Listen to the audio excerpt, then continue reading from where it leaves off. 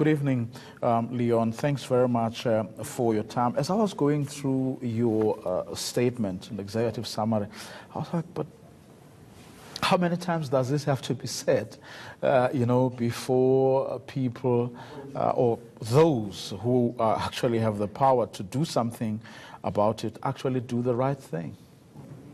Well, I think it's a very good question because, we've been doing these analyses and produced these index and published this index since... And they come to the same result. Auditor General reports tell us the same story.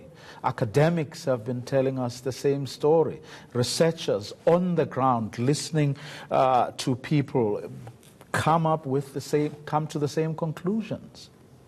Yeah. Where are we missing the point? What is it when we say politicians must stop looking or taking care of their own interests, but take care of the interests of the communities and of business? What exactly, when decoded, what exactly does that mean in very practical and real terms? What are we asking them to do? Well, the main thing is, the councillors or the political leaders of a municipality, they are responsible for the governance of that municipality, and especially the financial governance, to make sure that the municipality is run in a prudent and a proper way. Because obviously, at the end of the day, a municipality cannot provide proper services without the necessary finance available to them to deliver those services. So in your analysis, what is making it difficult for these officials who know exactly what to do, who know what the rules are? The politicians that are there are supposed to know the roles that they are supposed to play, oversight, and the executive decisions that they have to do. Why is it so difficult? Well, I think you're quite right. There are many of the financial managers and the finance people at the municipalities that are skillful and know how to run the municipality and apply proper financial management practices.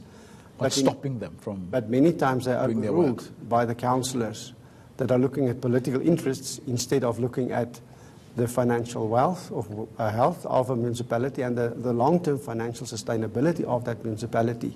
Because, as I said, without the necessary finance, you cannot develop the infrastructure necessary to deliver those services to the residents.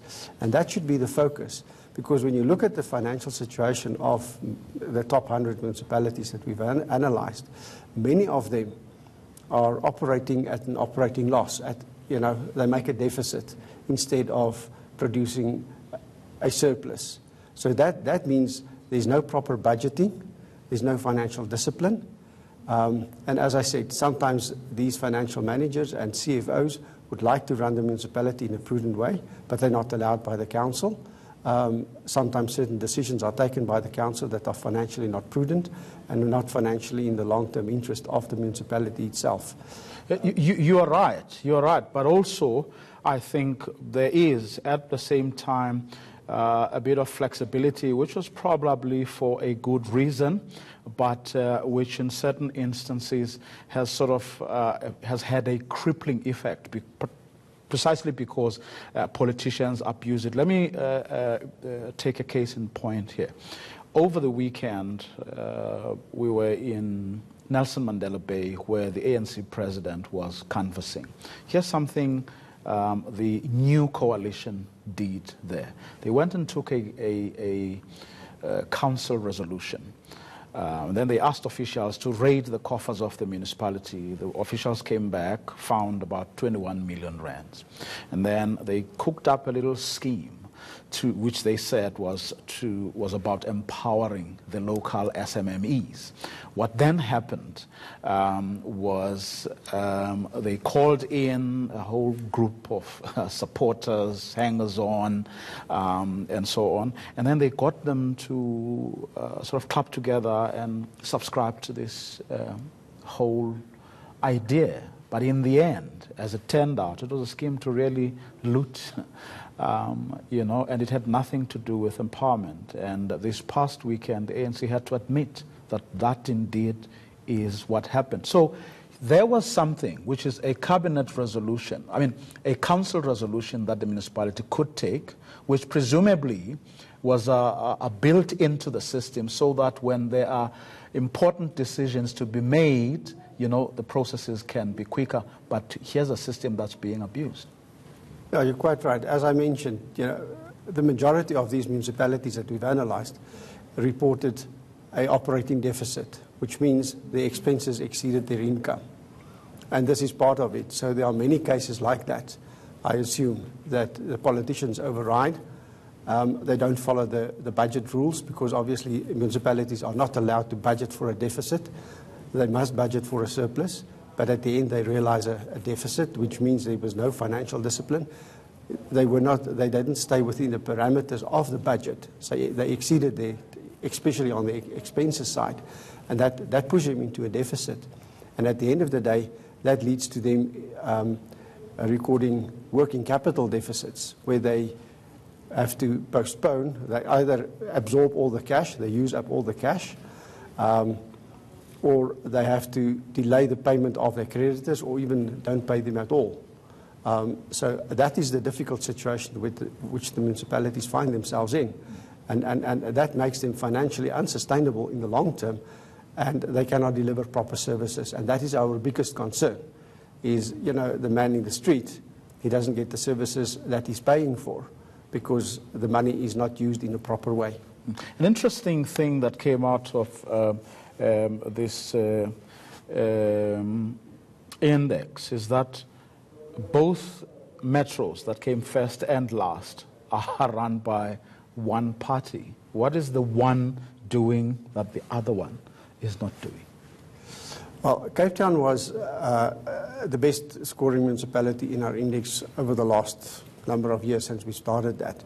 So they've got a base where I think things are done in a proper way. They've built up a sizable amount of cash reserves, which is necessary to absorb different shocks like natural disasters like they've had with the drought. Whereas Joburg was actually in a decline for a long time, even before the current regime took over. So because Joburg is a very big city, to turn that around is not going to be easy. It is going to take some time. So, it is a situation which Joburg finds itself in, and it's not very easy to turn it around. That's why you have this big disparity between the two metros, even though both are managed by or controlled by the DA. We've run out of time, but I have to ask you this, because one of the things you did was to analyze revenue. Yeah. All right. Is it a fair thing to do, though, given how many municipalities get negatively affected by the fact that they simply have no strong revenue base because the people they have to service are, in fact, poor, many, if not most of them? Yeah. It is a factor. But we have to remember that the municipalities are basically two sources of revenue. They have their own sources of revenue, which include the property rates, the electricity sales, the water sales, and other service revenues. And then they also get grants from central government. The equitable share is a grant from central government to cover the cost of providing free basic service to the indigent. And they also get capital grants for infrastructure development. So these are the grants that they get. So you're quite right, but in terms of these top 100 municipalities that we've analyzed, they've got reasonable or sizable revenue bases of their own. So if they manage that properly, they should not be in this difficult situation. There are many of the smaller municipalities that do not have a revenue base, and they are probably 80% or 90% dependent on government grants to operate. We have actually not included them because it is a fact. They are only dependent on government grants. On their own, they will not be able to sustain themselves. So those you looked at were those you knew that they, in fact, have the ability or the capacity to be self-sustaining. That's right, yeah. Okay, that's where we're going to leave it. Thanks very much for coming through. Leon Klassen from Ratings Africa.